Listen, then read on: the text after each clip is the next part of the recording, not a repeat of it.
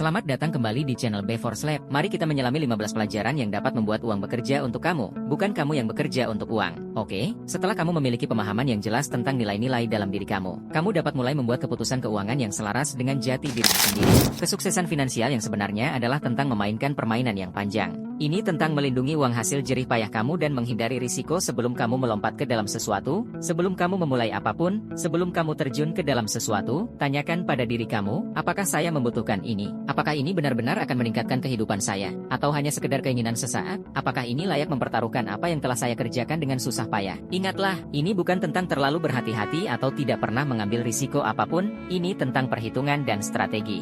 Jangan biarkan emosi mengaburkan penilaian kamu. Membangun kekayaan membutuhkan disiplin waktu. Dan ya, kamu akan mendapatkan sedikit risiko. Tetapi jangan pernah mengambil risiko apa yang kamu miliki untuk sesuatu yang tidak kamu butuhkan. Lindungi fondasi kamu, bangun di atasnya dengan mantap dan kamu akan kagum dengan seberapa banyak yang dapat kamu capai. Baiklah, mari kita bicara tentang sebuah kesalahan yang saya lihat dilakukan orang sepanjang waktu, yaitu menyamakan uang dengan kekayaan. Hanya karena kamu memiliki banyak uang yang mengalir masuk, bukan berarti kamu kaya. Bahkan beberapa orang terkaya yang saya kenal ternyata sangat hemat. Kekayaan sejati lebih dari sekadar angka di rekening bank kamu. Anggap saja seperti gunung es. Puncak gunung es, yaitu hal-hal mencolok yang kamu lihat. Mobil-mobil mewah, pakaian branded, liburan mahal, itulah yang sering diasosiasikan orang sebagai orang kaya. Tetapi itu hanya permukaannya saja. Apa yang tidak kamu lihat adalah apa yang ada di balik investasi, tabungan, dan aset-aset yang diam-diam berkembang. Itulah kekayaan sejati, bagian yang memberikan opsi keamanan dan ketenangan pikiran. Ini tentang memiliki fondasi keuangan yang kokoh yang dapat menghadapi badai apapun. Ini tentang membangun masa depan di mana kamu tidak hidup dari satu gaji ke gaji lainnya atau terus-menerus stres karena uang.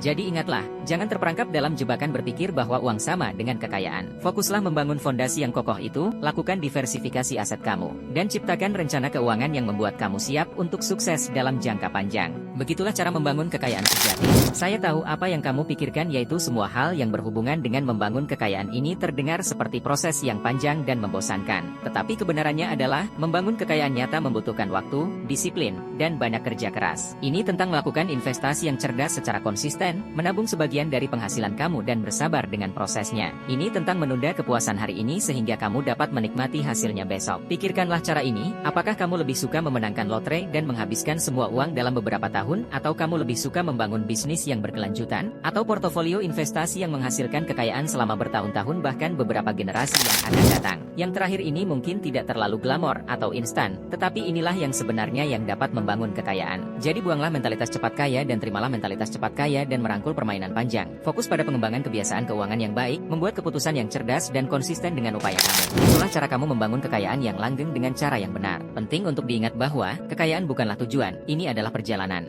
Bukan sesuatu yang kamu capai dalam semalam, ini adalah proses yang sedang berlangsung yang membutuhkan perhatian terus-menerus.